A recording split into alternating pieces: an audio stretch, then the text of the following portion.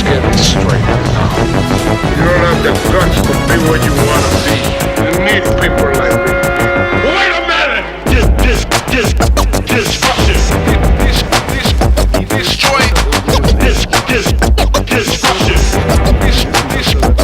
Destroy.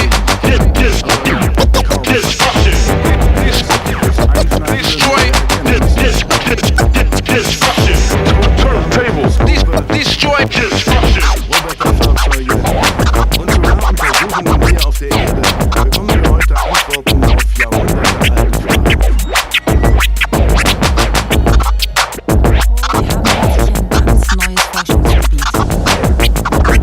Von neuen Planeten in den Tiefen des Alls bis hin zum Leben You wouldn't want any trouble. All right, take him out. No problem. Time for the wax to relax. No problem.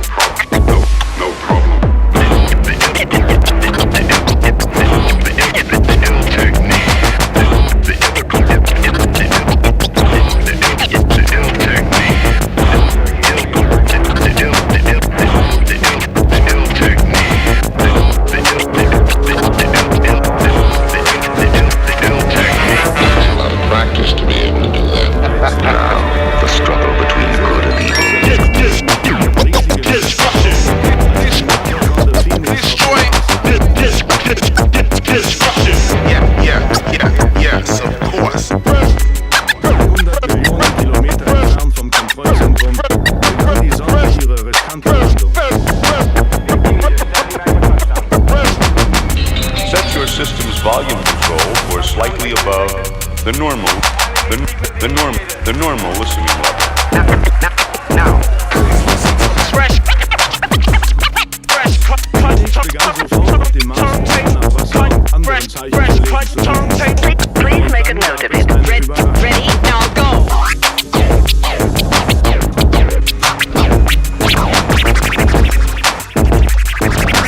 Think about the time for it, isn't it? Time for what?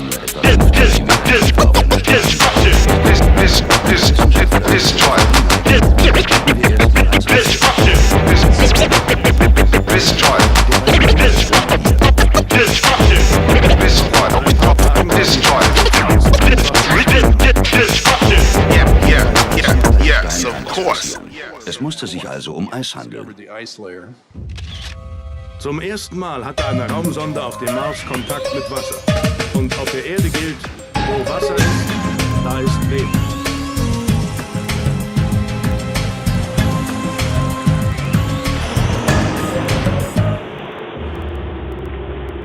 Aber der Mars ist nicht die Erde. Der Mars ist eine trockene, öde Wüste, eisig kalt und ohne nennenswerte Atmosphäre.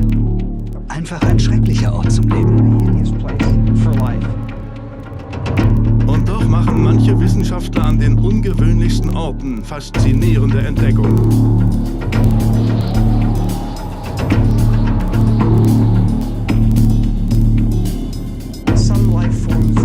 Es gibt Lebensformen in völliger Dunkelheit, ohne Sauerstoff oder in kochendem Wasser. Selbst in besonders basischer oder saurer Umgebung, wie in einer Autobatterie. Nonetheless, they thrive. And the message Die Botschaft dieser kleinen Kreaturen ist eindeutig. Solange Wasser vorhanden ist, sind raue Umweltbedingungen kein Hindernis. sunlight, the acidity doesn't really matter. Und das heißt, auch außerirdisches Leben ist an den unmöglichsten Orten vorstellbar. Auf dem Mars gibt es Wasser, dazu Kohlenstoff, Methan und Wasserstoff. Also alle Bausteine für Leben. 1996 wurde dieser Meteorit vom Mars auf der Erde gefunden. Einige Strukturen könnten versteinerte Mikroben sein. Vielleicht tummeln sich solche Mikroben auch heute noch unter der Marsoberfläche.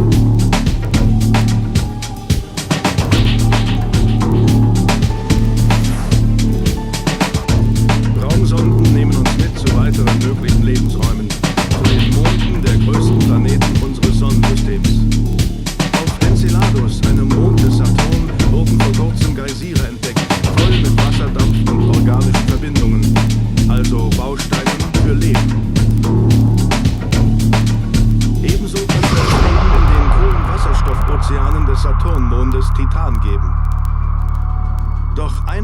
Jupitermonde ist der vielversprechendste von allen.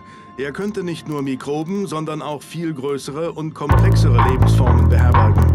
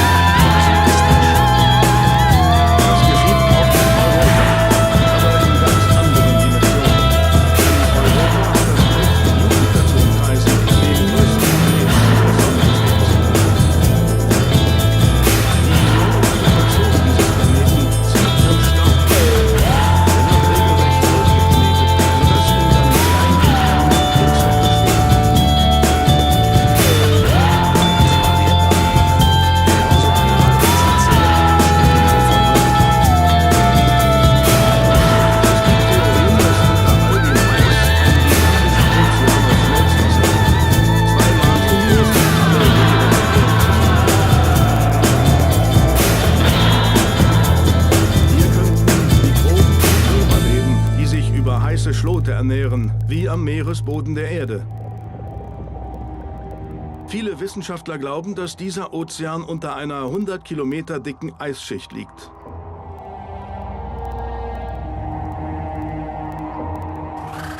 Richard Greenberg vermutet dagegen, dass das Eis nur 1 bis 2 Kilometer dick ist. Dann könnte Sonnenlicht die Wasseroberfläche erreichen. Energie für komplexere Kreaturen. Seine Theorie: die parallelen Linien sind Risse im Eis. Stellen Sie sich Europa als rohes Ei vor. Die Oberfläche ist eine Eiskruste, darunter ist Flüssigkeit. Wenn man seine Form alle paar Tage verändert, es in die Länge zieht und wieder staucht, was muss dann passieren? Es bekommt Risse. Wenn Greenberg recht hat, dringt Meerwasser durch diese Risse an die Oberfläche, wo es gefriert. Gezeitenbedingt zieht sich der Riss zusammen und drückt den gefrorenen Schneematsch regelmäßig nach oben.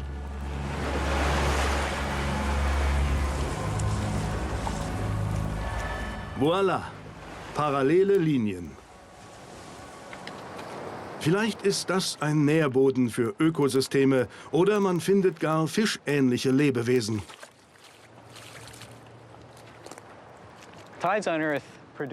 Warum sollte es auf Europa nicht auch Gezeitenbecken geben, so wie bei uns auf der Erde? Sie sind reich an Nährstoffen durch das regelmäßig ein- und ausfließende Wasser. Ein Paradies für viele Lebensformen.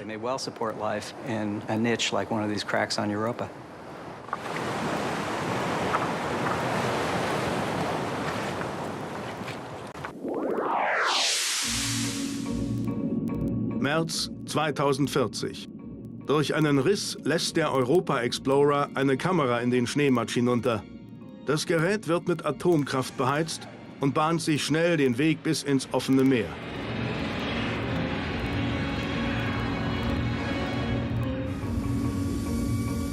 Endlich.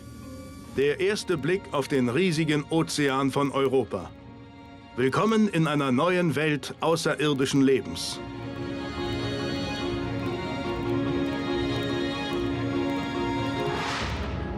Wenn hier Leben entstanden ist, dann sicher auch an zahllosen anderen Orten im Kosmos. Vielleicht sogar intelligente Lebensformen.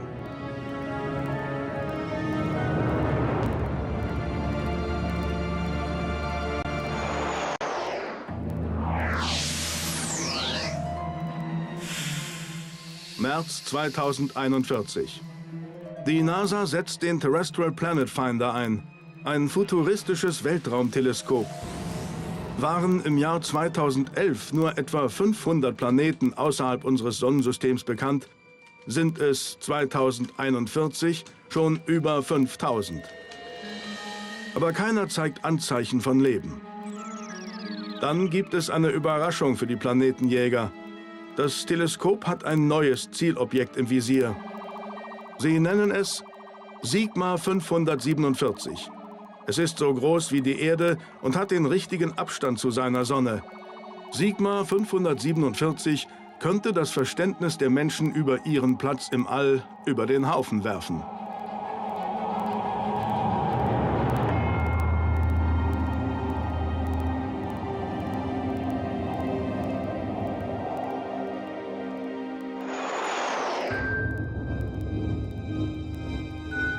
Ist die Erde einzigartig? Oder gibt es Millionen von Planeten im Universum, auf denen Außerirdische leben? Sind wir allein? Oder gibt es da draußen Millionen von Planeten mit Aliens?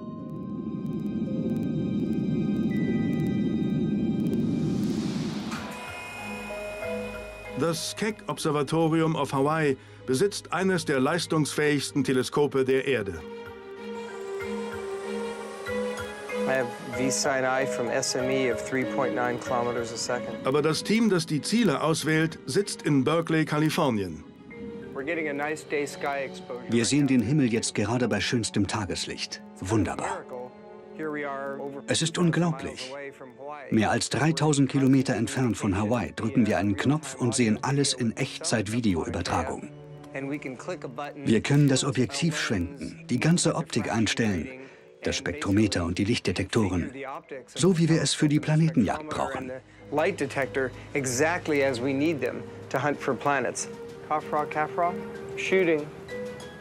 Erst 1994 haben wir den ersten Planeten außerhalb unseres Sonnensystems entdeckt.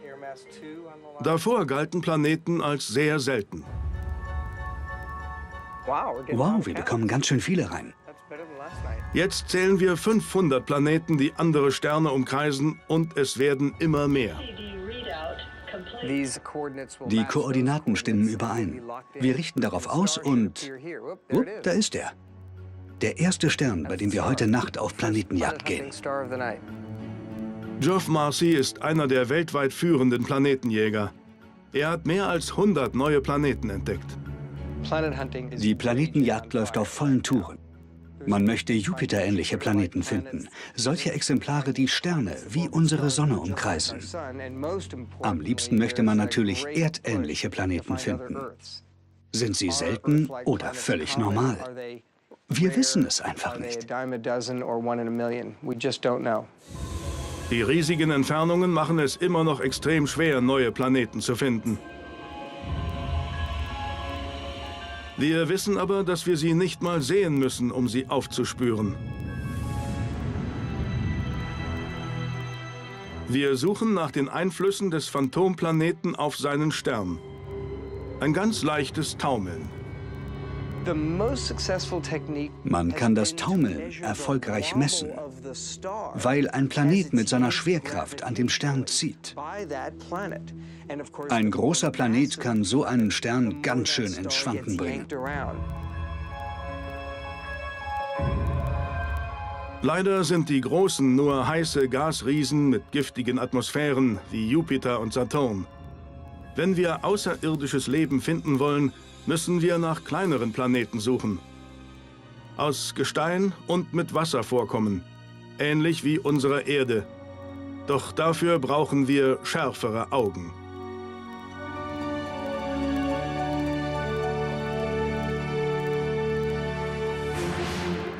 Genau daran arbeiten die Astronomen hier am Lick-Observatorium in Kalifornien.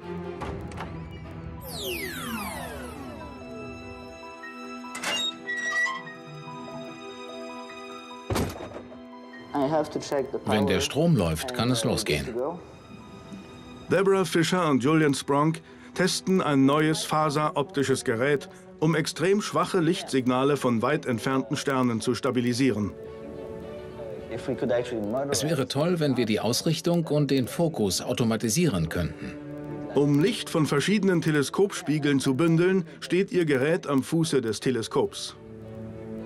Also das ist eine 100-Mikron-Faser? Ja genau, das ist eine 100-Mikron-Faser.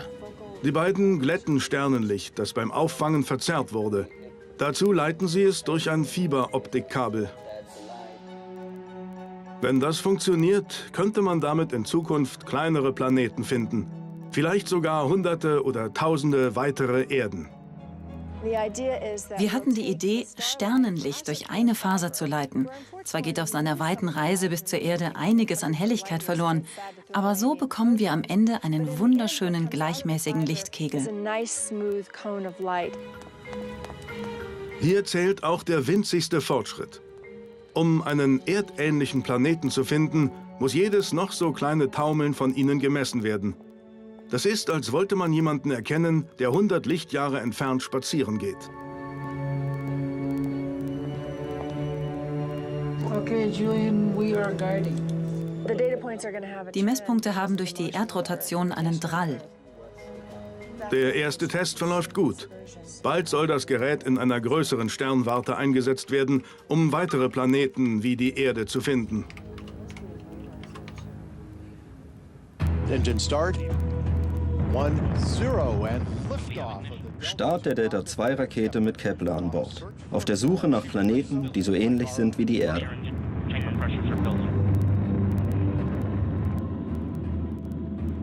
Im März 2009 nahm die NASA ein revolutionäres Teleskop in Betrieb. Mit Kepler wurde die Suche nach anderen Planeten von der Erde ins All verlegt. Kepler ist in der Lage, erdähnliche Planeten aufzuspüren, die in der Umlaufbahn von zigtausenden von Sternen kreisen.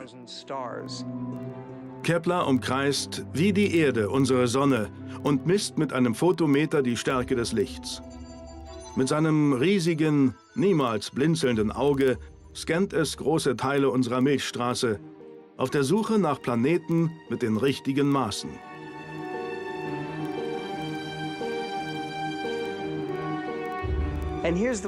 Und so funktioniert es. Wenn sich ein erdähnlicher Planet auf seiner Bahn vor einen anderen Stern schiebt, blockiert er eine sehr geringe Menge des Sternenlichts, etwa 1/100 von 1%. Je größer der Durchmesser des Planeten ist, desto mehr Licht wird blockiert. Bingo, wir haben die Größe des Planeten. Die Wissenschaftler hoffen, dass Kepler uns zeigt, wie häufig es erdähnliche Planeten gibt. Vielleicht mit intelligentem Leben.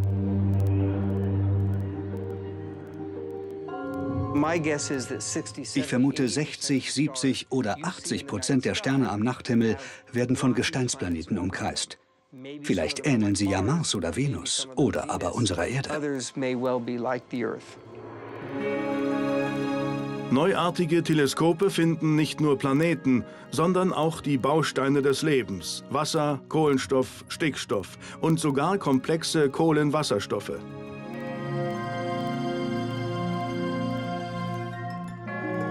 Die könnten wir dann in der Atmosphäre von neu entdeckten Planeten nachweisen. Die Zeit, in der wir dachten, wir sind allein im Universum, geht vielleicht bald zu Ende.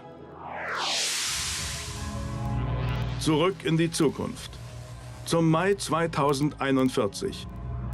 Wissenschaftler entdecken Hinweise auf Leben in der Atmosphäre von Sigma 547. Doch eine weitere Nachricht schlägt ein wie eine Bombe. In der fremden Atmosphäre sind Spuren von FCKW.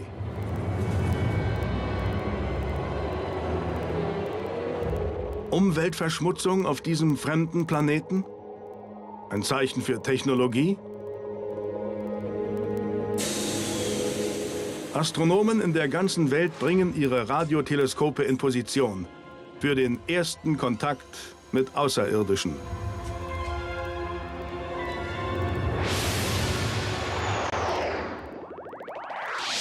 Juni 2041, Nordkalifornien.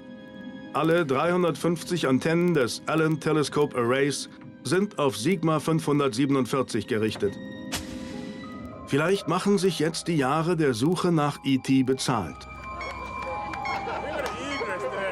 Im Rauschen des Alls hört man eine Anomalie. Ist es ein natürliches Phänomen? Oder haben wir gerade eine Zivilisation entdeckt, die so fortgeschritten ist wie unsere?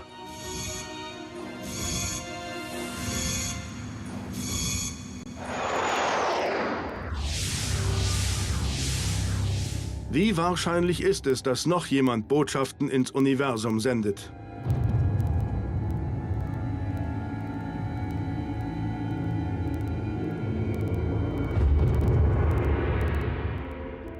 Es ist eine einfache Rechnung. Es gibt etwa 200 Milliarden Sterne in unserer Milchstraße und etwa die Hälfte davon könnte Planeten haben. Also ungefähr 100 Milliarden. Wie viele Planeten hat aber jeder dieser Sterne? So ungefähr 10. Wir haben ja 8. Das macht also insgesamt 1 Billion Planeten nur in unserer Milchstraße. Wenn nur einer von 10.000 Planeten Leben hervorbringt und nur einer von 100.000 intelligentes Leben, dann sind das immer noch 1000 Zivilisationen allein in unserer Galaxie. Und im Universum gibt es Milliarden von Galaxien. Es spricht viel für die Existenz von Aliens. Wir wissen, dass Sterne, die die Entstehung von Planetensystemen ermöglichen, in vielen Fällen Milliarden Jahre älter sind als unser Sonnensystem. So eine Intelligenz könnte also einen Vorsprung von 3 oder sogar 4 Milliarden Jahren haben. Was würden solch alte Zivilisationen für uns bedeuten? Könnten diese Wesen versuchen, mit uns Kontakt aufzunehmen? Wären wir überhaupt in der Lage, ihre Botschaften zu entschlüsseln?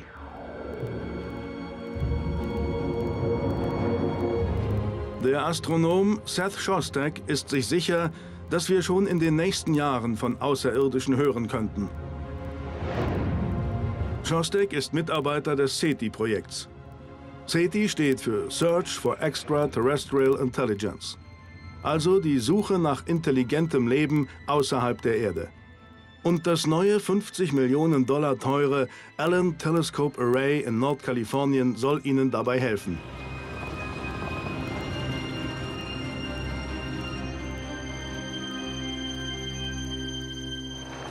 Es gibt hier jetzt 42 solcher Antennen und es sollen ein paar hundert werden. Die Schüsseln haben einen Durchmesser von 6 Metern. Das ist zwar ziemlich klein für solche Radioantennen, aber in ihrer gesamten Empfangsfläche ist die Empfindlichkeit sehr, sehr groß. Wenn alle 350 geplanten Schüsseln montiert sind, wird das Allen Array die meisten anderen Radioteleskope weit in den Schatten stellen.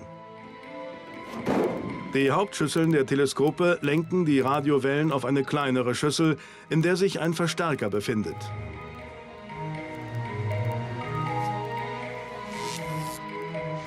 Ihr Verstärker ist hochsensibel. Kryptotechnik hält ihn auf einer extrem niedrigen Temperatur und macht ihn noch empfindlicher. Wenn jemand in der Nähe sein Handy einschaltet, würde der Verstärker sofort verbrutzeln. Mobiltelefone sind hier deshalb streng verboten. Schon jetzt generieren die Teleskope eine gigantische Datenmenge. Fast 1 Gigabyte pro Sekunde. Das ist so viel, dass es nicht einmal gespeichert werden kann. Alles muss in Echtzeit ausgewertet werden. Wir befinden uns quasi im Maschinenraum des Teleskops. Die Antennen sind natürlich außen. Die Informationen kommen über Glasfaser in diesen Raum. Wir können der Datenflut nur Stichproben entnehmen, gleichen sie mit einem Teil der Radioskala ab und hoffen, dass wir auf etwas Interessantes stoßen.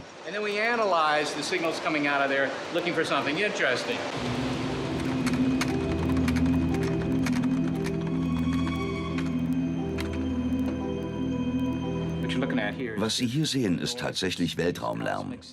Geräusche ohne eindeutiges Signal. Aber hin und wieder kommt etwas anderes rein. Hier ist so ein Signal. Es ist so stark, dass Sie es mit bloßem Auge erkennen. Und hier nochmal. In diesem Fall ist es ein Satellit. So würde aber auch eine Message von E.T. aussehen.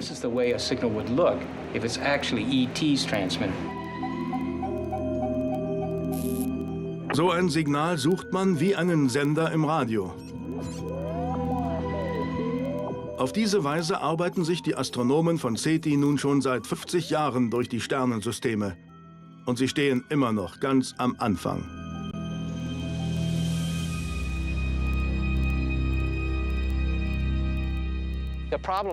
Mit dieser Methode kratzen wir bei unserer Suche nach E.T. gerade mal an der Oberfläche.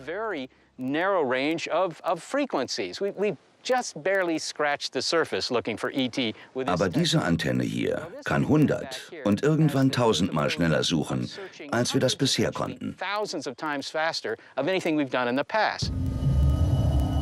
Alan Array soll 20 Jahre lang rund um die Uhr Signale von Sternen suchen, die 1000 Lichtjahre entfernt sind. Und 1000-mal mehr Sterne unter die Lupe nehmen als bisher.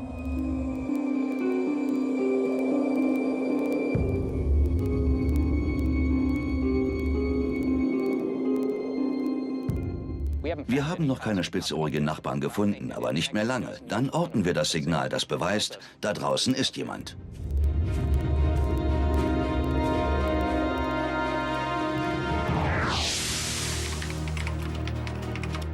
Es ist Januar 2042. 7 Monate lang haben Supercomputer vergeblich gerechnet, um die fremdartigen Radiowellenmuster von Sigma 547 zu analysieren. Ist es vielleicht doch nur eine elektromagnetische Störung?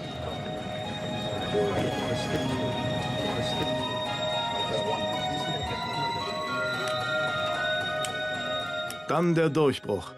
Ein Delfinforscher erkennt in den Geräuschen ein strukturiertes Muster.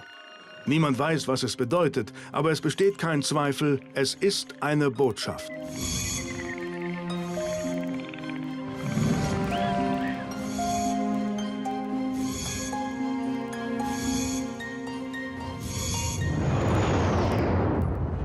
Könnten wir ein außerirdisches Signal überhaupt entschlüsseln?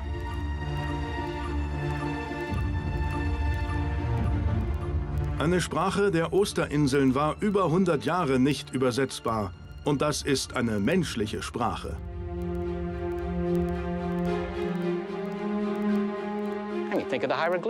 Denken Sie nur mal an die ägyptischen Hieroglyphen.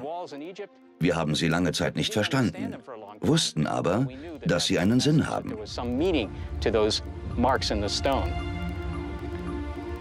Nun, vielleicht haben wir Glück und die Außerirdischen machen es uns einfach.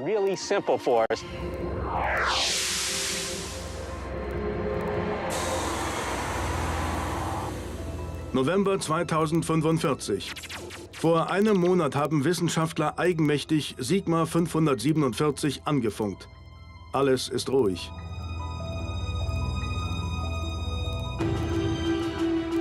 Doch dann entdeckt ein Raumschiff auf dem Weg zum Mars eine pulsierende Lichtquelle. Eine Sonde unbekannten Ursprungs sendet Signale ins All. Die Vorhut eines UFOs?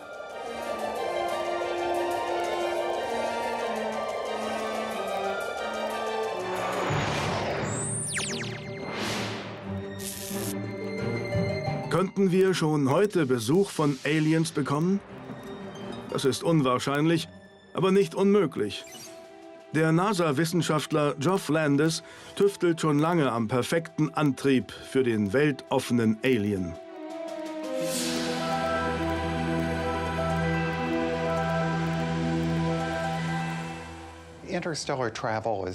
Interstellare Reisen sind, schon wegen der riesigen Entfernungen, enorm schwierig. Wenn wir heute die schnellste Sonde mit chemischem Antrieb losschicken, dauert es Zehntausende Jahre, bis sie auch nur einen Bruchteil des Weges zum nächsten Stern zurückgelegt hat.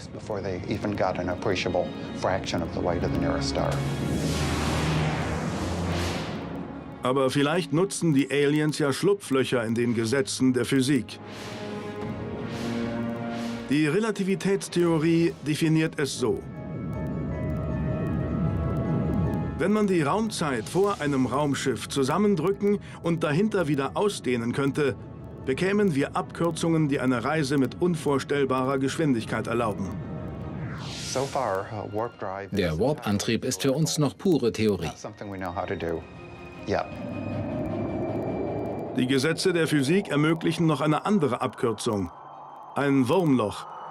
Aber dafür braucht man so viel Energie, wie sie nur ein Stern produzieren kann.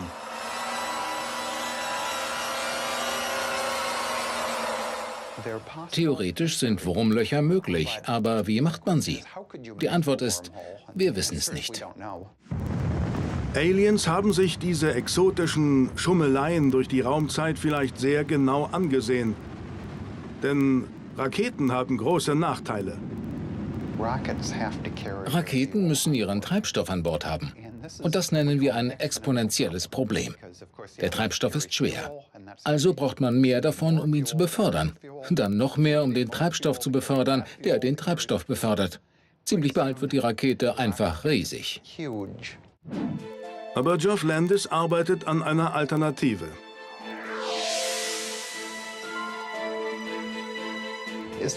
Warum muss man den Treibstoff mit sich führen? Wie wäre es, wenn man die Energie zum Raumschiff beamt? Das ist die Idee, die hinter diesem Gerät steht. Ein galaktisches Segelschiff, angetrieben von Licht. Die NASA hat bereits einen Prototyp entwickelt. Die gigantischen Segel hätten einen Durchmesser von fast 100 Metern. Das Material dafür kennen Sie sicher als Rettungsdecke aus dem Verbandskasten. Das tatsächliche Material wäre natürlich noch viel leichter. Wir müssen das Gewicht extrem reduzieren, wenn wir ein Raumfahrzeug bauen. Aliens, die mit Lichtantrieb reisen, müssten keinen Treibstoff transportieren. Ein massiver Laser auf dem Heimatplaneten könnte ihnen die nötige Energie senden. Das ist keine Utopie. Wir könnten das bereits mit heute bekannter Technologie hinkriegen. Wenn Aliens von Sternen in Erdnähe einen Lichtsegler bauen würden, wären sie in weniger als 25 Jahren bei uns. Es wäre auch denkbar, dass wir einen sehr viel effizienteren Raketentreibstoff entwickeln, zum Beispiel Antimaterie. Unsere größte Rakete, die Saturn V, verbraucht fast 450 Tonnen Treibstoff, um den Orbit zu erreichen. Wie viel Antimaterie würde sie benötigen? Die Antwort ist nicht mal 1 Gramm. Weniger als das Gewicht von einem Cent. Ganz schön stark, das Zeug. Antimaterie ist noch unzureichend erforscht, aber sie existiert tatsächlich. Wir erzeugen sie hier mit dem Teilchenbeschleuniger CERN, in dem Protonen fast mit Lichtgeschwindigkeit auf Kollisionskurs geschickt werden.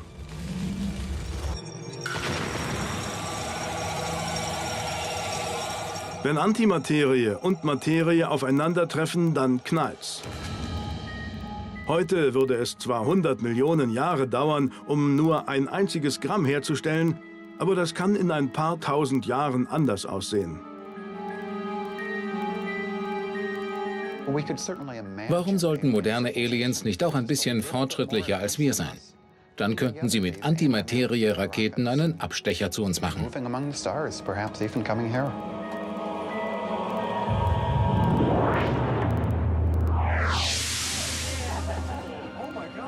6. Dezember 2045. Nur einen Monat nachdem eine unbekannte Sonde in unserem Sonnensystem entdeckt wurde, fliegt ein großes Objekt am Jupiter vorbei.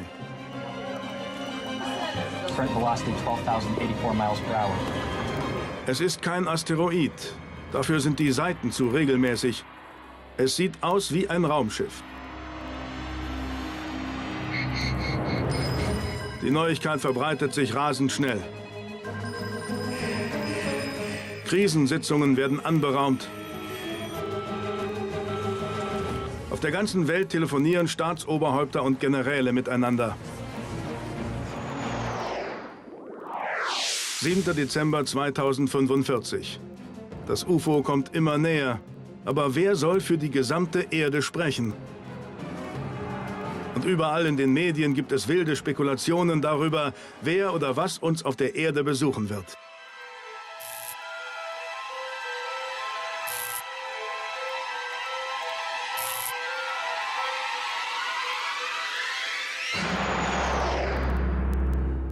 Einige Wissenschaftler glauben, dass Aliens völlig anders aussehen als wir.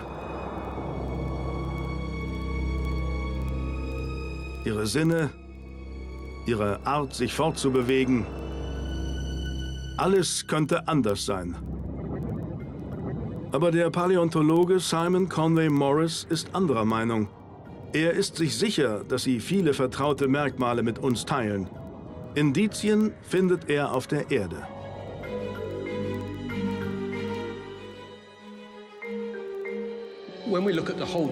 Schauen Sie, wie atemberaubend die ganze Vielfalt allen Lebens ist.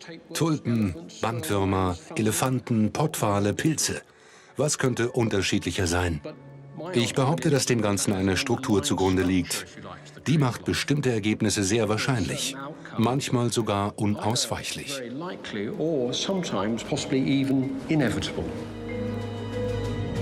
Wo andere eine Welt von unendlicher Vielfalt sehen, erkennt Conway Morris zum Beispiel effiziente Organe, die sich immer wieder und wieder entwickeln. Man nennt das konvergente Evolution. Ich schaue einen Kraken an und er mich. Das Auge eines Kraken ist unserem verblüffend ähnlich. Es basiert auf dem sogenannten Kameradesign. Diese Art von Kameraauge hat sich in der Natur etwa 7-mal unabhängig voneinander entwickelt. Wir finden es ausnahmslos bei Tieren, die sich schnell bewegen, bei Raubtieren und damit tendenziell bei intelligenten Lebewesen.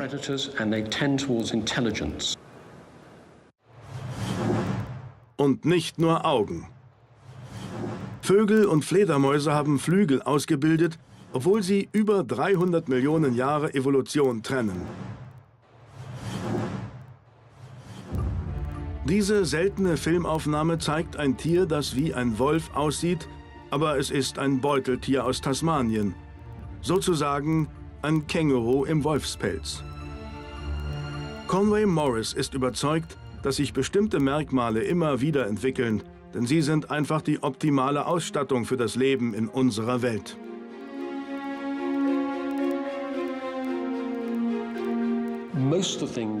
Die meisten Dinge der Biologie funktionieren nicht nur ziemlich gut, sie funktionieren unglaublich gut.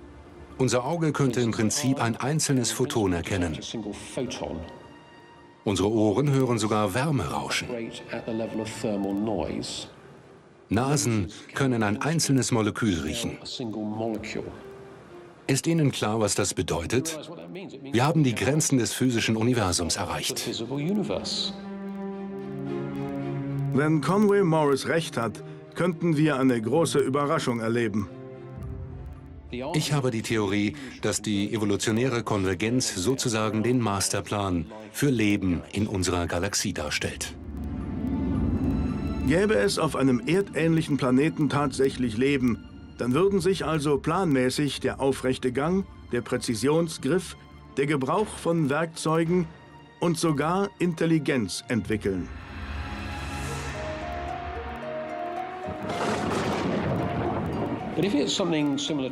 Wenn etwas der Erde so sehr ähnelt, müsste ich mich schon sehr irren, wenn es da nichts Menschenähnliches geben sollte. Keine Spiegelbilder von uns. Schließlich gibt es eine andere Evolutionsgeschichte. Aber es könnte sein, dass die menschenähnlichen Aliens der Hollywood-Filme der biologischen Realität doch sehr nahe kommen.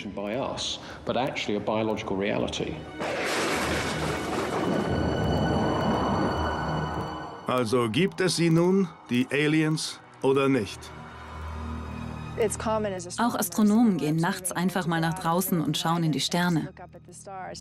Immer wenn ich das tue, frage ich mich, ob von einem anderen Planeten nicht auch jemand zu uns hinunterschaut. Bei Milliarden und Abermilliarden von Sternen muss es doch noch irgendwo Leben geben. Vielleicht ist die nächste hochentwickelte Zivilisation Hunderte oder Tausende von Lichtjahren entfernt, aber sicherlich gibt es sie. In den letzten 30 Jahren haben sich die wissenschaftlichen Hinweise auf außerirdisches Leben verdichtet. Und vielleicht wird der größte Schock sein, dass unsere Nachbarn aus der Fremde gar nicht so fremdartig sind.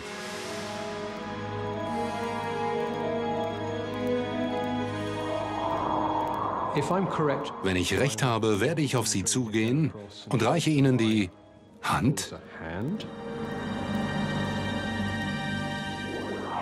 8. Dezember 2045.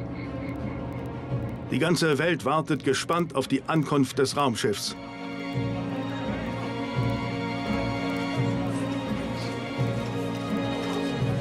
Da ist es und kommt immer näher.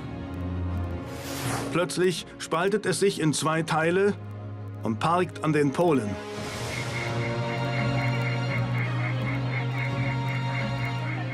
Panik bricht aus. Überall tauchen immer mehr Raumschiffe am Himmel auf.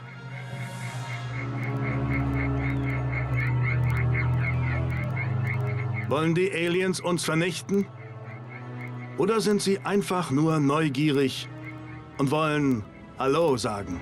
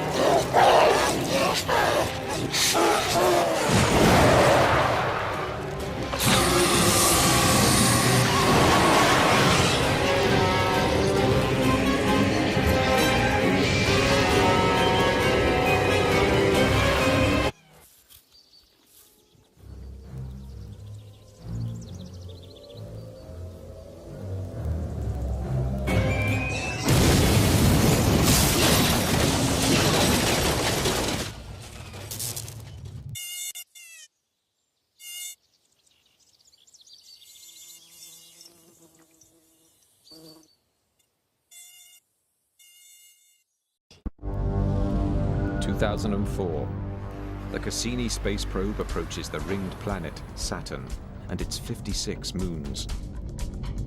It discovers something almost unimaginable, conditions that might support life. And if those conditions could exist so close by, what might we find in the next galaxy? On a planet just like Earth.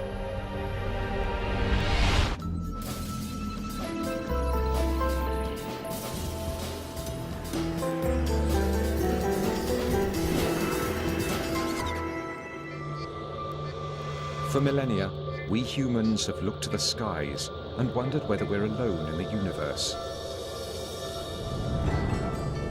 Today, we're closer than ever to knowing the answer. Some scientists believe we'll get our first look at our extraterrestrial cousins in the near future. I hope it's in the next 10 years, and I'm ready for it next week. So, the sooner the better. What's more, we could find these aliens not on distant planets in unexplored galaxies, but right next door in our own solar system. Scientists are now honing in on proof that ET is out there and living on the most hazardous of worlds. Our safari will journey to 7 destinations in our solar system to see just where these creatures could be and what they might look like.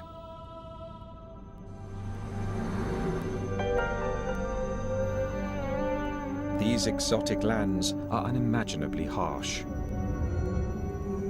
Life as we think of it would perish in an instant. But alien life may be far tougher than we expect, as we're learning from a surprising group of living things right here on Earth. Until just a few decades ago, we were sure our planet was unique. It is the only one we've found so far that has nurtured the evolution of millions of species. Thanks to its abundant sunshine, warm water, and protective atmosphere. We logically concluded that life needed each of those things, a conclusion that ruled out all other known worlds in our solar system. But then, biologists began combing some of the Earth's darkest and coldest places. And to their surprise, they found living, breathing creatures. Biologists call these organisms extremophiles. Some don't need light or oxygen. Others survive in tremendous atmospheric pressure. It seems life can turn up practically anywhere. Take Antarctica. After years of searching this arid, frozen landscape, scientists doubted they'd find anything alive. But in 1999, a team of explorers unearthed a rock from 6 feet under the ice. What they found amazed them. When they cracked the rock open, they found it teeming with tiny creatures. Here, at temperatures of 68 degrees below zero and 6 feet under solid ice, life had found a foothold. Biologists have been increasingly discovering life, not kangaroos, but, simpler forms of life that live at very cold temperatures, very high temperatures, very great pressures, even in places where there's sort of a high degree of radiation. It turns out life is able to live in a much wider variety of environments on our own planet than we used to think. And if life can survive extreme conditions, not just here at home, but elsewhere in our solar system, think of what this could mean. Unless there's something extraordinarily miraculous about our solar system or our planet, then life has got to be extremely commonplace. I mean, there's got to be large numbers of worlds with life, and some of them would have cooked up intelligent life. In the beginning, our Earth was as deadly a planet as any.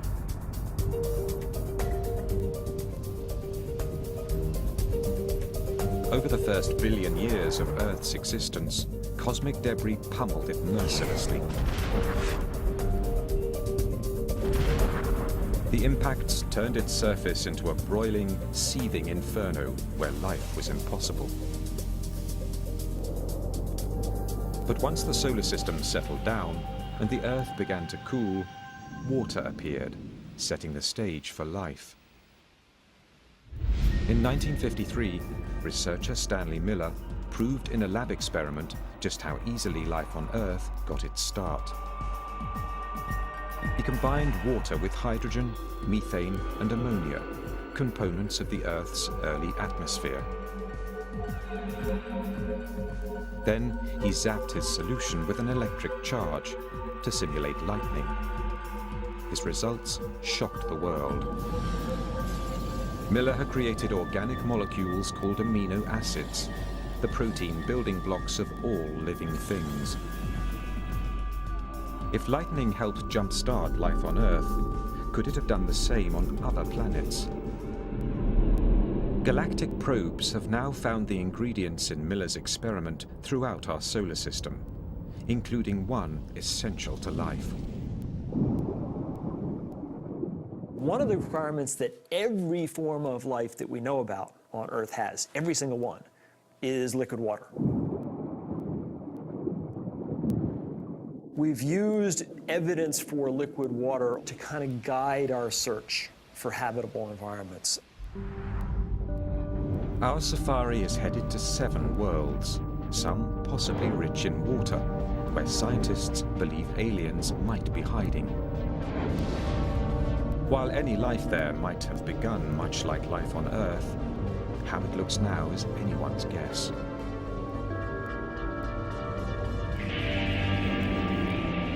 We begin in the world that has always fired our imaginations, the planet right next door, Mars. Of all the planets where we've looked for life, it's the one we've studied most. The scientist who may get the first look at Martians, if they're found, is Steve Squires, principal investigator for NASA's Mars rovers. Mars has always had, among all the planets, I think, a special fascination for humans. For a very long time, we've known enough about Mars to know that it is probably the most Earth-like. It may be the most like Earth, with an atmosphere and seasons, but we humans would perish quickly on Mars. Its air is thin, 40 times thinner than the air at the top of Mount Everest. And it sits in a bad neighborhood of our solar system, near an asteroid belt. Its atmosphere is too flimsy to protect it. Asteroids continually bombard its surface. Violent winds can whip Mars's sandy soil into storms that consume the entire planet for weeks and spawn tornadoes 8 kilometers high. Midday temperatures at the equator of 1 degree Celsius fall to -70 at night.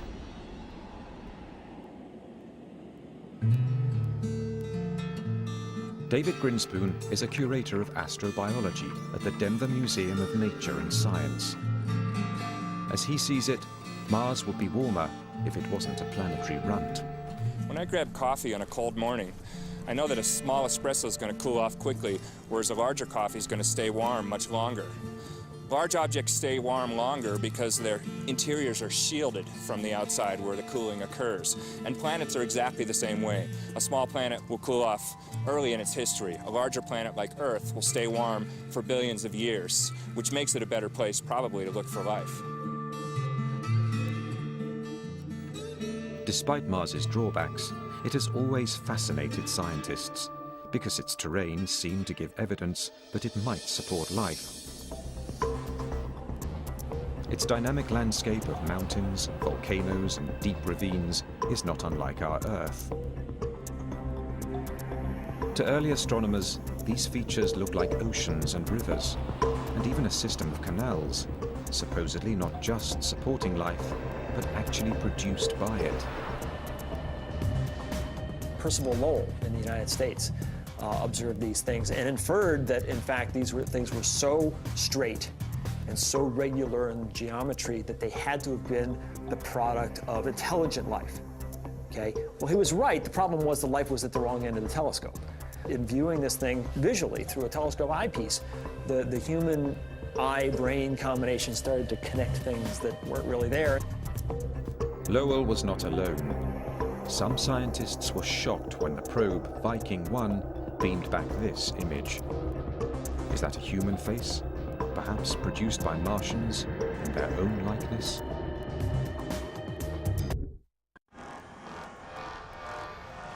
Until recently, we've never really known where to look in our solar system for extraterrestrial life. But we've always known what the aliens would be like once we found them. Consciousness. I was on a table.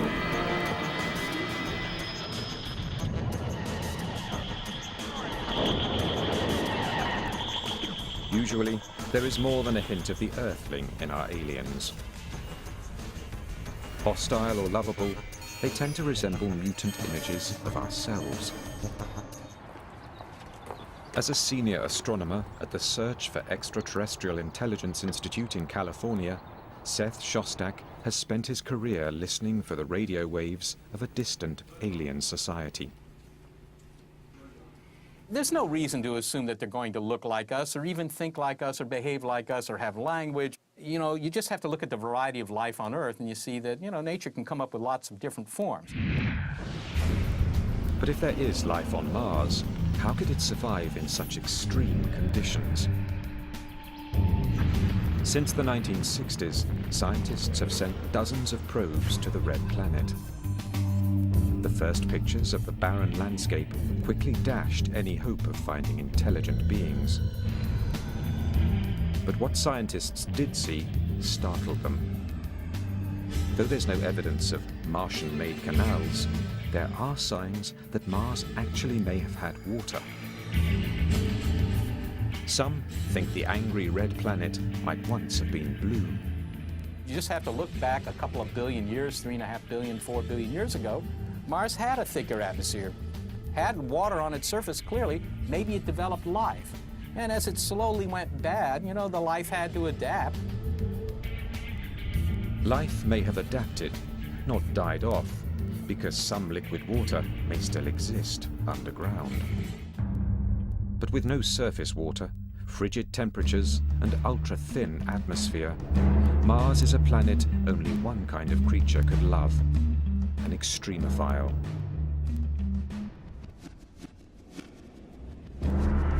Extremophiles thrive in the cruelest of places. To see where they might lurk on Mars, we head to the Valles Marineris, a massive rift in Mars's surface, 20 times wider than the Grand Canyon in places, and almost as deep as Mount Everest is tall. Lakes may have once flooded this valley, and those lakes could have hosted life. As the water dried up, life could have evolved to cope with the harsher environment. We won't know what these extremophiles are like until we find them. But they may resemble creatures that exist in extreme places right here on Earth. An unusual team of biologists, called astrobiologists, study Earth for the kinds of life we may find in outer space. Astrobiologist Rocco Mancinelli is on the hunt for Mars's extremophiles. If it went beneath the surface, and some of it undoubtedly did, then what happened to it? Well, it formed brine pockets. So what kind of organism can live in a salty brine? A salt-loving organism.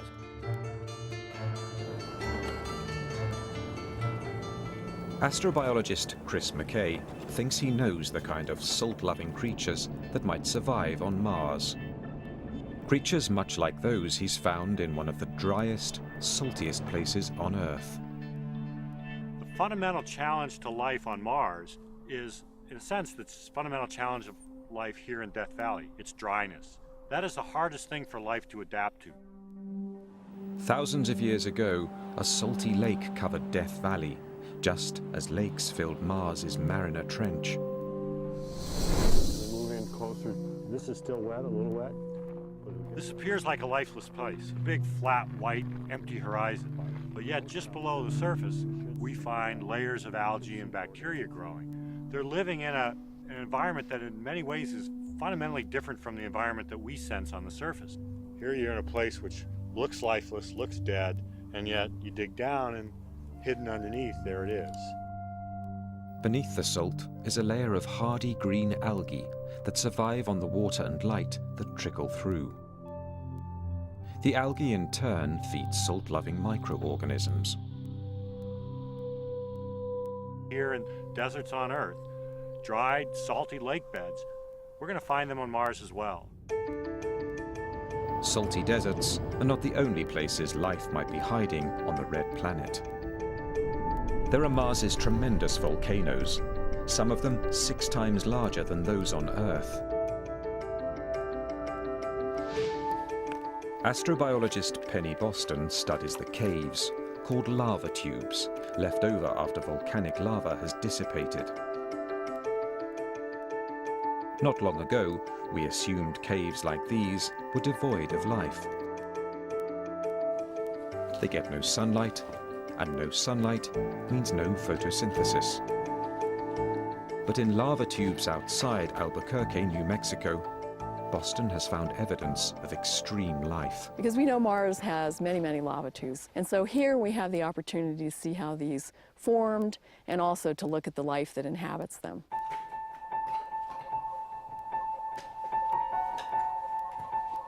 The extremophiles Boston has found appear to be thriving. They get their energy by feeding on the minerals in the cave wall.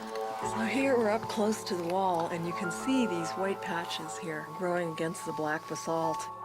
And each one of these is like a major city for these little guys. They're all nestled in these little pockets in the basalt. And so these guys are permanently adapted to these freezing temperatures. They never see any light, and they get what they can find in the environment. Are there creatures like these in the caves below Mars's volcano fields? Boston thinks so. We are going to find life, and I just hope that I live a long and healthy life so that I can still be around to see that. We may already have had our first glimpse of Martians, not from our visit to their planet, but from their visit to ours. 16 million years ago, an asteroid slammed into Mars and propelled a 2-kilogram rock into space. Amazingly, that rock sailed to Earth and came to rest in Antarctica. Inside, NASA scientist David McKay and Everett Gibson were amazed to spot the outlines of fossils. Water has carved small tunnels in the rock. And in these tunnels, McKay and Gibson found what they believed to be evidence of bacterial life. These are little microbes, and they're dead, and they're fossils, or in some cases, we don't even see the forms. We see the footprints or the evidence that they were there. Life from Mars? Maybe.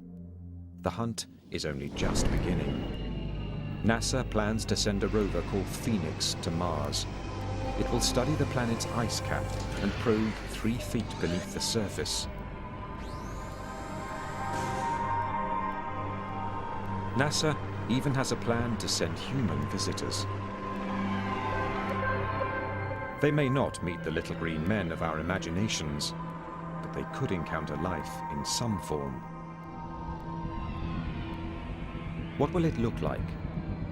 It is likely to be a subterranean dweller with an ability to survive on little water. Perhaps an organism with a taste for minerals, like the creatures in the lava tubes of New Mexico. Even the smallest find would have enormous implications. Proof that life is not unique to Earth, but exists just next door.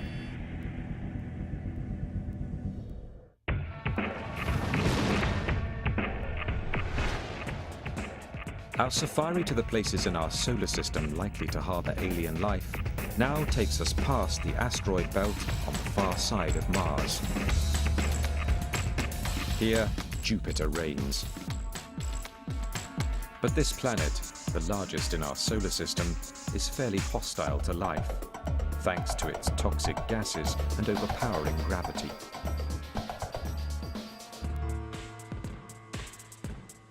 Not only is it pretty cold out at Jupiter, it's also, it's got this really thick atmosphere, tens of thousands of miles thick, and it's got ammonia and methane and, things used to clean the bathroom. But Jupiter has more than 60 moons that we know about. At first glance, those moons would seem unlikely places to seek alien life. Their atmospheres are thin, and they are inhumanly cold.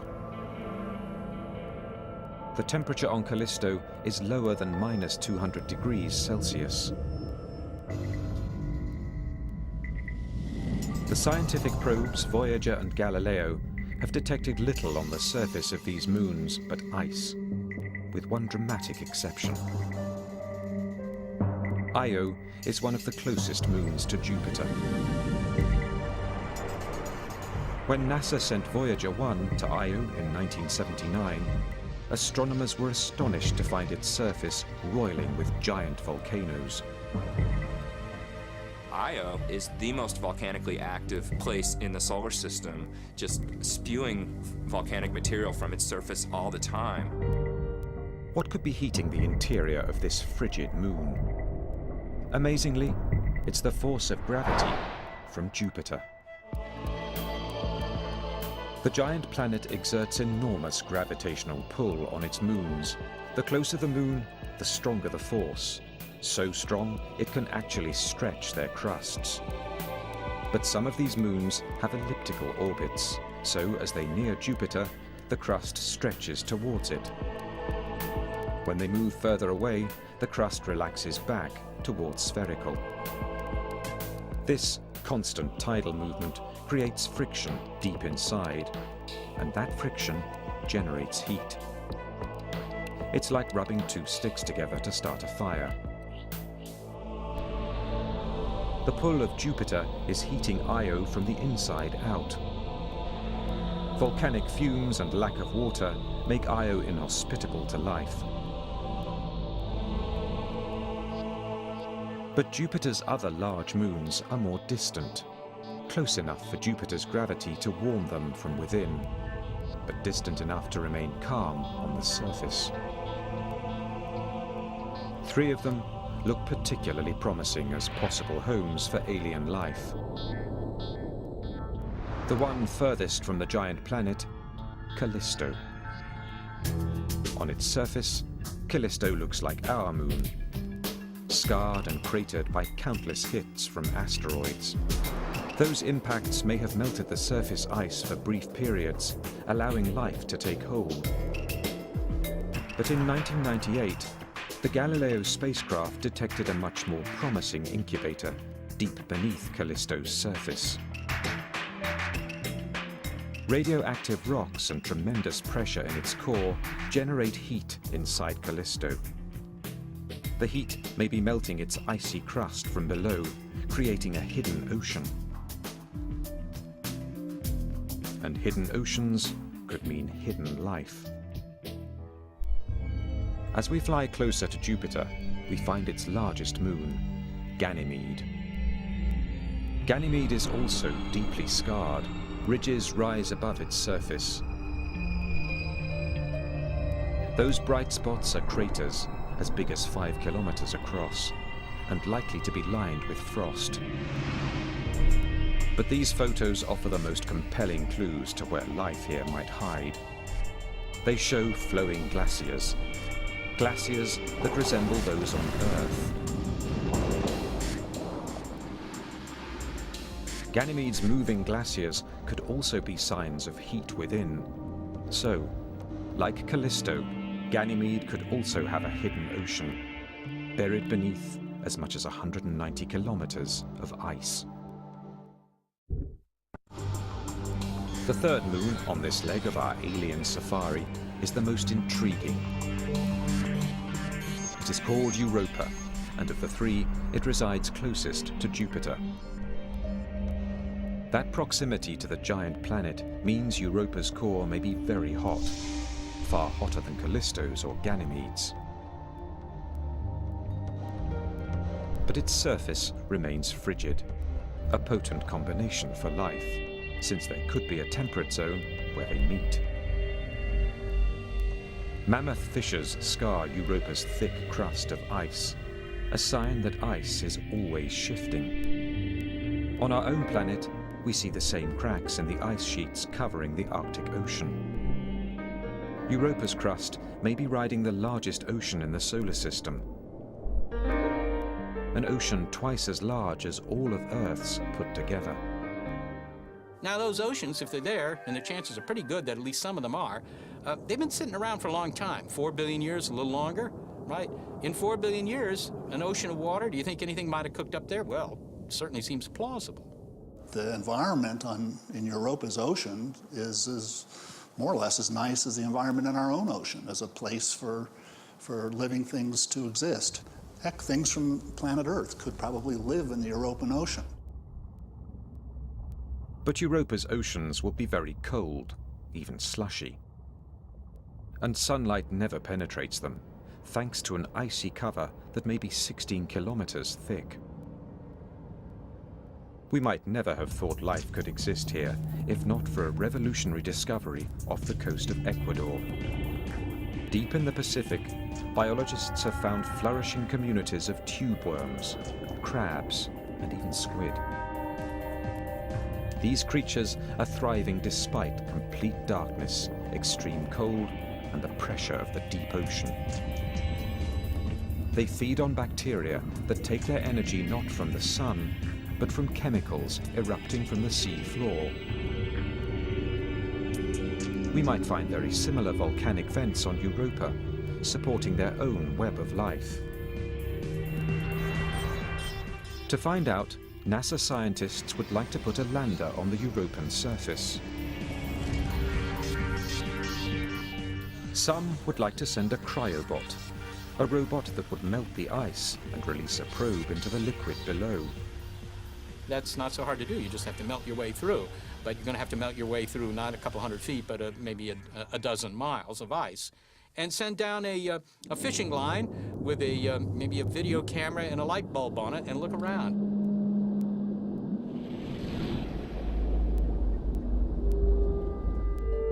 In all that water, we can't rule out the possibility that very simple life forms have evolved further.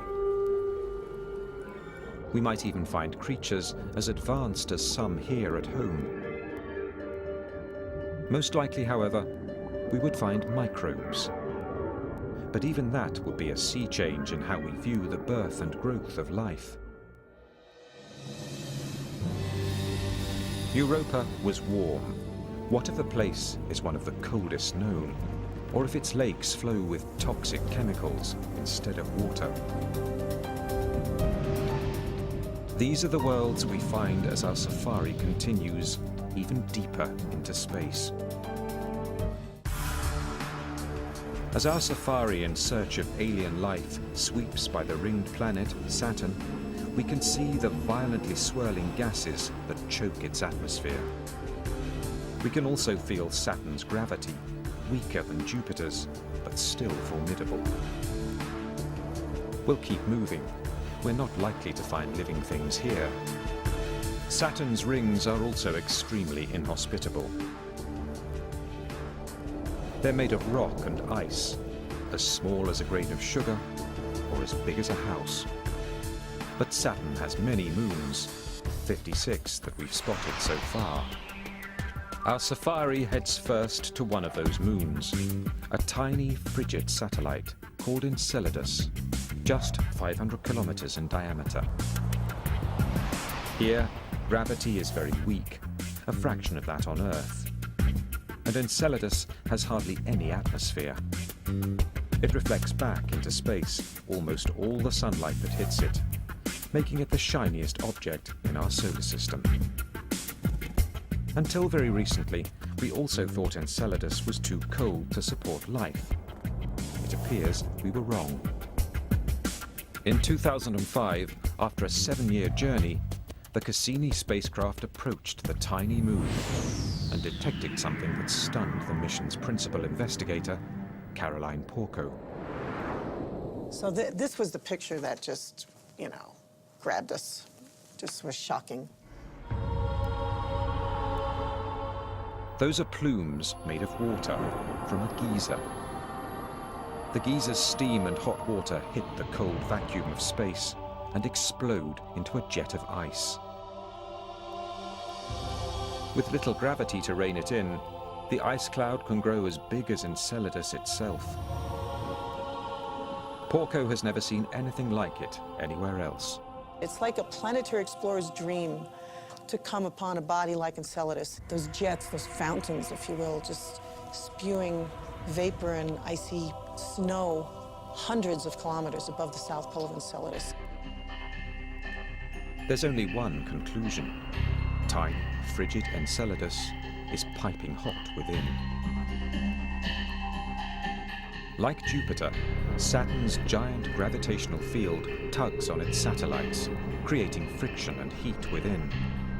As far as we can tell now, it seems like an inescapable conclusion that there may be liquid water deeper down on Enceladus because it's warm.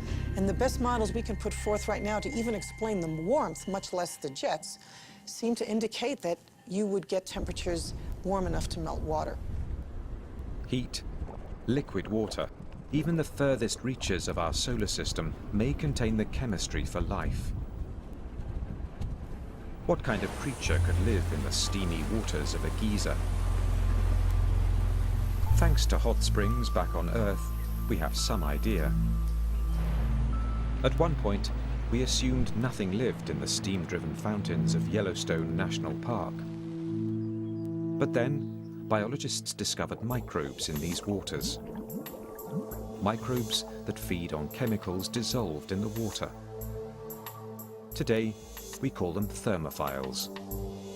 The hardiest can thrive in boiling water. Could there be thermophiles on Enceladus? To find out, our safari takes us in for a close-up of this extraterrestrial Old Faithful. It's too cold for anything to live near the surface, but temperatures there are minus 165 degrees Celsius. But what about the hot water inside? In the ice plume above Enceladus, Cassini's probes have found carbon dioxide and methane, chemicals that could feed life below. Just as the chemical-laden springs of Yellowstone feed microbes living there. We have a body that very, very likely has liquid water in its interior, has shown us already it's got simple organic compounds and, you know, a whole host of things that make it, I think, a major body of astrobiological interest in our solar system. If Enceladus has been a shock, astronomers have been astounded by another of Saturn's moons, Titan. It may be the unlikeliest to harbor life. Titan gets only a limited amount of sunlight, about 1,000th as much as Earth. Probes sent to Titan have detected ice, but no liquid water. And at temperatures of minus 138 degrees Celsius, that ice is hard as stone. What could possibly make Titan a promising environment for alien life? Remarkably, Titan in many ways resembles the Earth, but not the one we know now.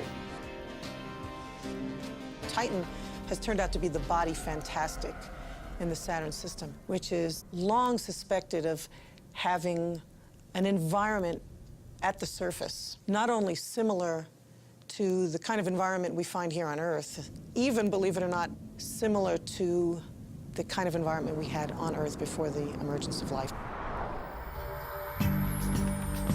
Titan intrigued Carolyn Porco's team so much, they directed the Cassini spacecraft to send a probe there in 2005. It was the most distant surface mission ever conducted. The probe saw just ridges and plains.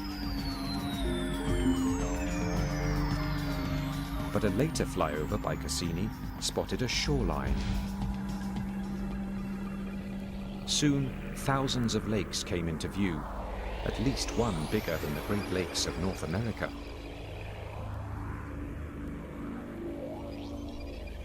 It's the first time we've ever detected liquid on the surface of another celestial body.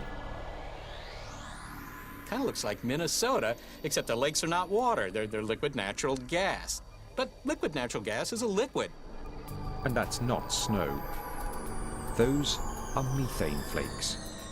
Like Earth, Titan has weather. But it's of a rather psychedelic kind. There are even methane hurricanes. It's not water, it's methane, doing all the exact same things. Raining, evaporating, flowing in rivers. So you have something that is basically doing what water does on Earth. On Titan, only it's methane.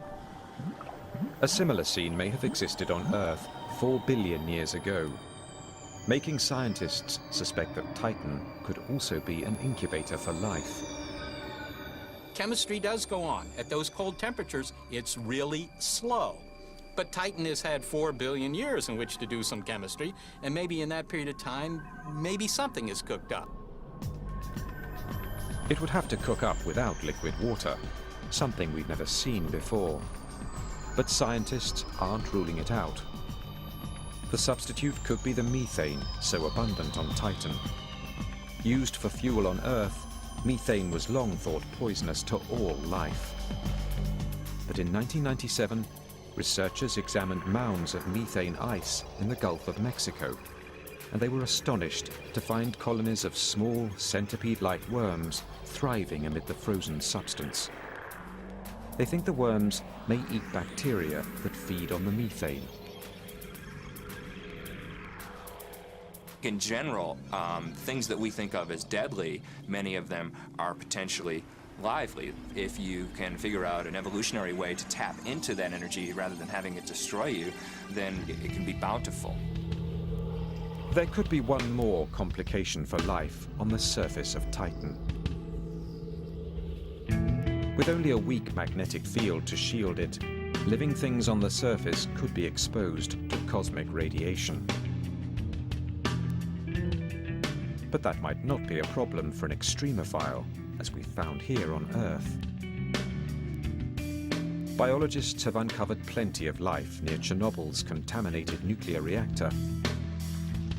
And even swimming in toxic radioactive spills, actually feeding off the decaying molecules. It's possible Titan's life forms could do the same. To find life on Titan, we may have to dive into its methane lakes, where we might find chemical-loving bacteria. We may even find microbes resistant to radiation, not unlike those here on Earth at Chernobyl, living on its rock-hard ice sheets. Organisms that eat methane might give off heat, melting the ice, possibly creating another fountain for life. There's no doubt, life on Titan would be a strange brew. But we have yet to visit the most bizarre world where scientists believe life could exist. And it's much closer to home. Our safari of the world's most likely to harbor alien life has taken us far. We've visited frigid deserts, submerged oceans, and methane lakes. But the world we are about to visit may be the most extreme of all. For our final stop, we are turning back toward Earth, to Venus, our closest planetary neighbor in the solar system. If life can survive here, it seems it could exist almost everywhere. To reach the surface of Venus, we have to fly through a dense layer of yellow clouds, 64 kilometers deep, with a composition similar to battery acid. The atmosphere here is 90 times heavier than Earth's, too heavy for a human to tolerate. On the ground, there are extinct volcanoes and lava flows as far as the eye can see. They cover 85% of the planet's surface. It is hard to believe Venus once had vast oceans. You basically had a runaway greenhouse effect, where as it starts to get warmer, the oceans start to evaporate, and then that puts water vapor in the air. Well, water vapor is a potent greenhouse gas, so that's what leads to the runaway. The oceans basically boil off, and then the CO2 all ends up in the atmosphere, and so today you have this very hot, hyper greenhouse planet. With temperatures around 460 degrees Celsius, Venus is even hotter than Mercury, the planet closest to the Sun. Not a surface hospitable to life. Life as we know it cannot exist on the surface of Venus because organic molecules would just be ripped to shreds by the hot gases. But we've stopped here, not because of what's on the ground, but what's in the air. In 1982, the Soviet spacecraft Venera 14 visited Venus. In the clouds, 50 kilometers up, it detected temperatures much cooler than on the surface. What's more, it found the molecules so critical for life, H2O. So far, every bit of water we've found beyond Earth is frozen solid. Only in the clouds above Venus have we found it in vapor form, a possible incubator for life. But Venus's clouds are also filled with highly acidic sulfur. Once, we thought nothing could live in sulfur. But scientists have analyzed some of the most acidic water on Earth, leaching from a California mine. Watch your head, In sulfuric acid strong enough to erode metal, eat through clothing, and dissolve human flesh, they found life. Acid-loving extremophiles. These organisms feed on sulfur compounds, like iron sulfide, eating the iron and emitting the highly acidic sulfur. Do extremophiles like these float above Venus? Astrobiologist David Grinspoon likes to think it's possible. Maybe in the clouds of Venus there are some sulfur-based organisms. Sulfur actually absorbs ultraviolet light in interesting ways, and I'm just imagining that there's maybe some kind of photochemical reaction going on where ultraviolet light is actually being used to convert chemicals into some higher energy state, which then is basically being eaten. What will these aliens be like if we do find them? They would have to tolerate high temperatures and enormous atmospheric pressure. They would also need to thrive in acid concentrations deadly to most life forms. Perhaps they might resemble a hardier version of the acid-resistant extremophiles in California's mine. We keep finding that life lives in places that we used to think were inhospitable. So whenever we say, oh, it's impossible, you couldn't have life in the clouds of Venus, I think we have to be very careful because they might just reflect our own ignorance or our limitations on our own imagination, and maybe not real limitations on the ultimate creativity of nature, which seems to find solutions to these problems. As our safari returns to the cool, blue, lush and lively world of Earth, we can see why we so revere its life-sustaining gifts. But, as we are learning, even the most extreme environments can harbor living things. Extremophiles may resemble the first version of life in our universe, and they could even be the most common. Could they have evolved further from these humble beginnings? Could intelligent life be out there as well? For more than 40 years, scientists at the Search for Extraterrestrial Intelligence Institute in California have been searching the skies for answers to that question. Astronomer Seth Shostak believes he'll know the sound of alien life when he hears it. We have a couple of observing projects to try and find signals. The biggest one are our radio searches, and that's where we use big arrays of antennas, and we point these antennas at nearby star systems that we think, well, this is the kind of star that might have a planet that might be something like Earth. We point in those directions, hoping to pick up a signal that would tell us that somebody there is clever enough to build a radio transmitter. It's a safari that never leaves home. Astronomers have also recently captured enough light from planets in distant solar systems to deduce their chemical makeup.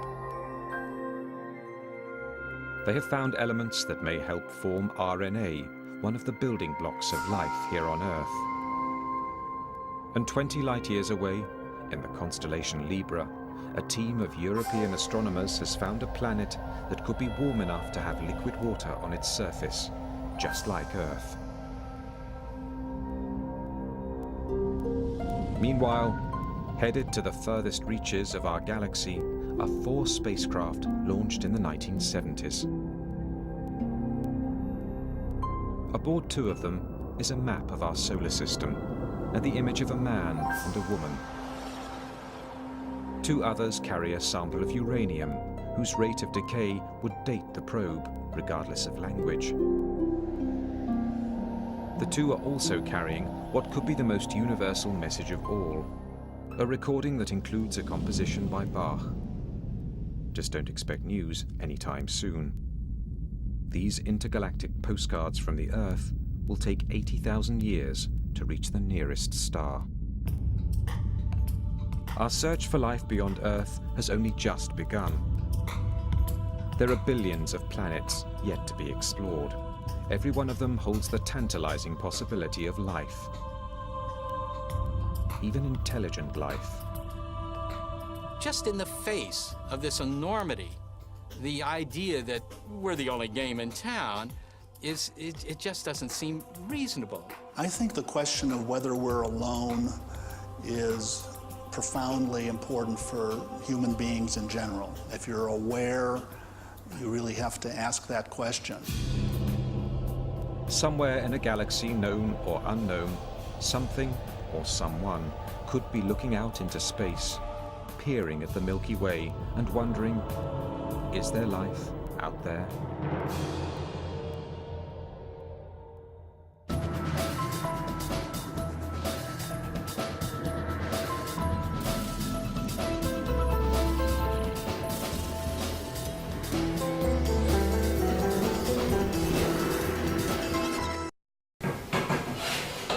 Praise the Lord. Hallelujah. Thank you, Jesus. This is Minister Paul. It's March 23rd, 2014. I briefly want to share my dream I had last night. And what is amazing is God is faithful. God is just. The Holy Spirit reveals things. And my dog is thirsty. You know what I mean? So anyway, let me share this dream. Now, when I was in 6th grade, I had a dream that was about the book of the Revelation, but I had not read the book of the Revelation. When I shared the dream with my mom, she said, you know, that's in the Bible. And what was happening was fireballs were falling down out of the sky, and then they hit this little mountain, and the whole mountain caught on fire, and this fire was going to grow out of control. The area around it had lost power, and as I looked up, oh man, I just got the Holy Ghost when I said that. As I looked up, the moon turned blood red. And I was in 6th grade. So last night before I went to bed, I said, the Lord Jesus, if there's something that you would want to reveal to your people that you love, would you please let me have a dream, and I will obediently share it. If you bring it back to my memory in the morning, I will share it. And I did have a dream. God is amazing. So in my dream last night, there was about 5 people at my front door, and they were trying to kick it in. And they were wanting to arrest me. And I remember they were shooting something that went over my head. So I got down on my hands and knees by the front door where they wouldn't assume I'd be, like I'm crouched down on the front door. And they're about to get in, and I'm literally holding the door with all my might. But there's too many of them, and they're going to push open the door. So I run out back, and I remember I went out in the backyard, and I had a pair of binoculars. And I saw that same mountain. I saw that same exact mountain that I saw in 6th grade in a dream. I saw it was catching on fire. And so when I was no longer concerned about the people that were kicking my door, and it was something greater than that about to happen. And I looked with my binoculars, and I can see these orbs all over the mountain. They were blue and light blue and white, and perfectly a perfect circle in all of them. There had to have been 100 of them. And so when I woke up, I immediately remembered it, and I asked the Lord, well, what was the meaning of that?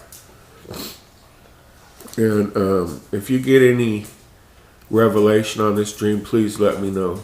But the one thing he did let me know was that God was allowing a fake alien invasion because people were going to disappear, and they had to have a way to explain it. and that was like aliens had landed on the same mountain, hear me now, that I dreamed about in 6th grade. And so, but remember, I'd asked the Lord to reveal something to me, and this is so fantastic to see something like that, 40 years later or something like that. So I just wanted to share that with everybody. I think it was an amazing dream. I think we're heading into great tribulation. If you look at the news today, there's wars and rumors of wars. There's an Ebola outbreak that's killed 59. It's Matthew 24 to the T. Crimea, and then I read the NSA has hacked the Chinese servers. You know, this is a time to be praying. This is a time to be looking up. This is a time to be spiritually awake and prayed up, and to have on the full armor of Ephesians 6 and be praying in the Spirit. So I wanted to share that with you, and let me know what revelation you have after you pray on this, because I believe that we're going to head into great tribulation, and they're going to use something to like fake an alien invasion. That's how they'll explain away all these people disappearing. Like Malaysia Flight 370. We still don't know where that is. It's upon us, and on my watch, I want people to know that these things in the Bible are upon us. And so, having sounded this alarm, the blood shall not be on my hands. Minister Paul, watchman on the wall, according to Ezekiel 33. Shalom.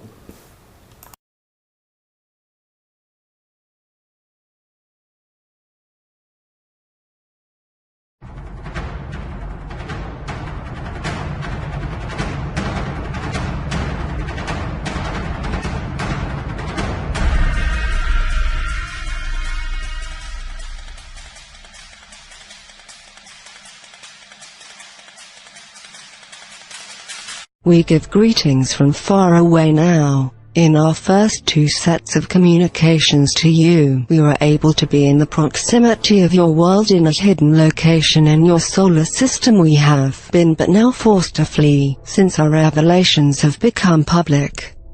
The intervention that is occurring in your world by those extraterrestrial races who would seek to take advantage of a weak and divided humanity have searched for us, seeking to find us and to destroy us, son, that we may report not on their activities in the world and thus reveal their hidden plans and motivations. The people of your world must know that you are now emerging into a greater community of intelligent life, a greater community that you know nothing about and have not yet adapted to. It is a greater community of advanced worlds, for you live in a developed and populated part of the universe where large nations have established intricate and long-standing trade agreements with one another, where there are rules of engagement and rules of conduct that all trading nations in this region must observe.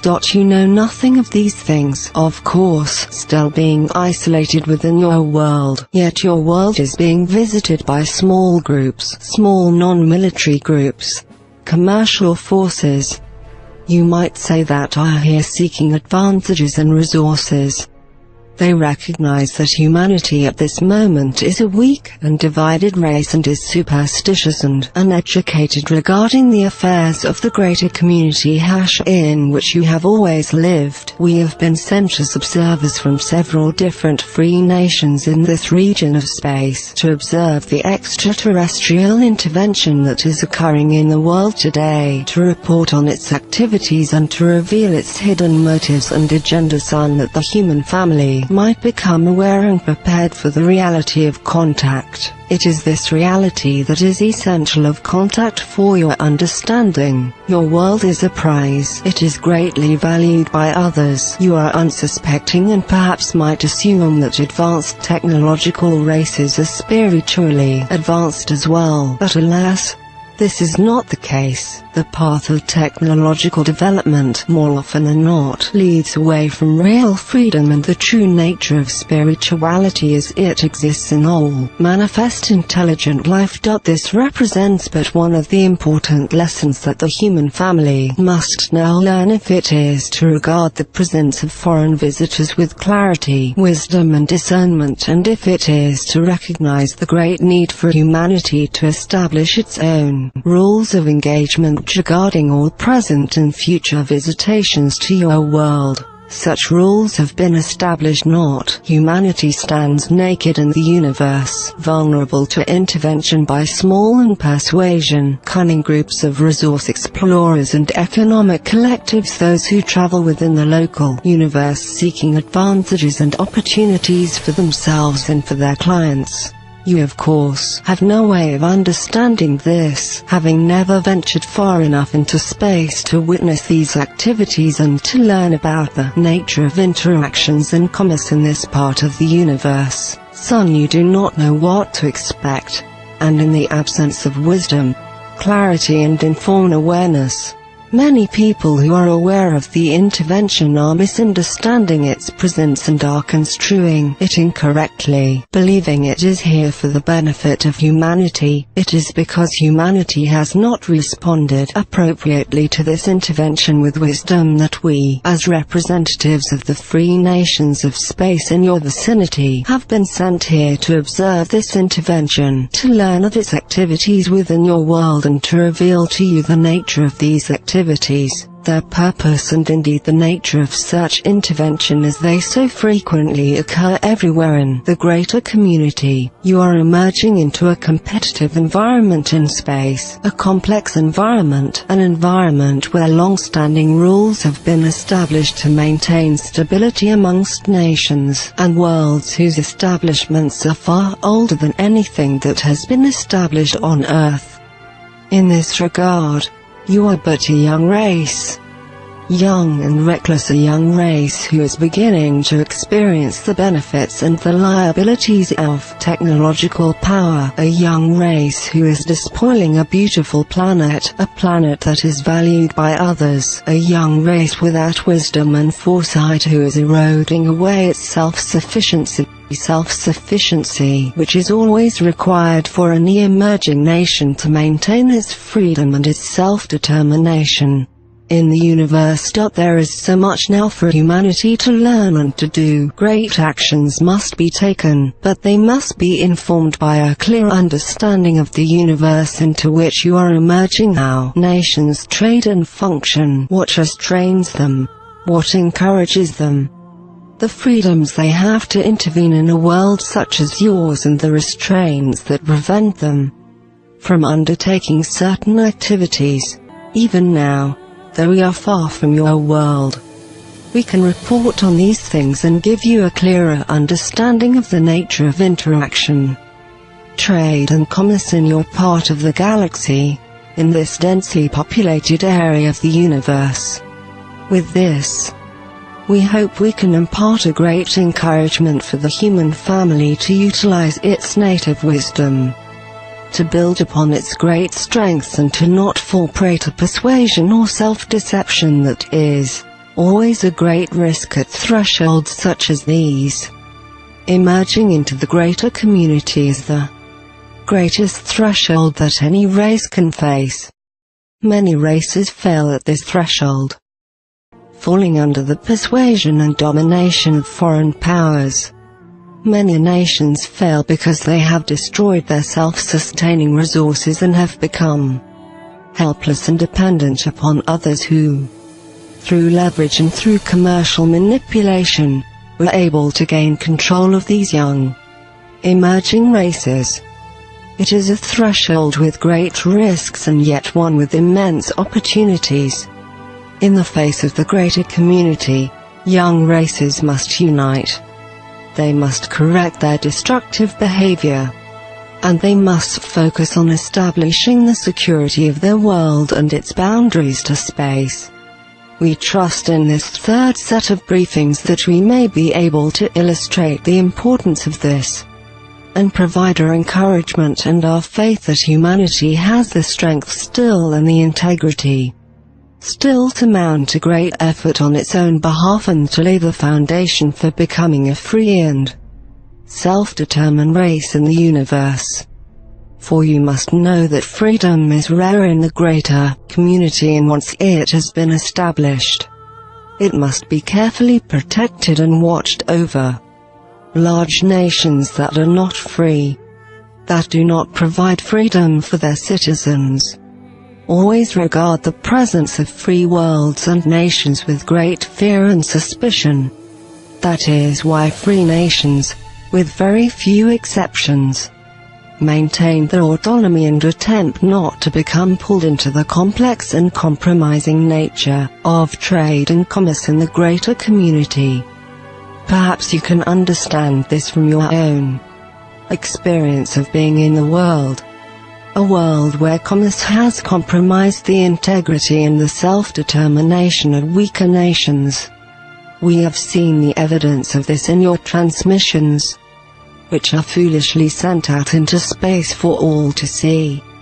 We bring this example forward so that you may call upon your own experience and observations of the world, because events in the greater community and the reality of the greater community itself represent the same kinds of forces, compromises and difficulties, but on a vastly larger scale with many more participants. Here you cannot be like children, being reckless, wasting your resources, opposing one another, being inattentive to your boundaries to space, unaware of who is intervening in your world today, and foolishly expecting grace and salvation from those who might visit.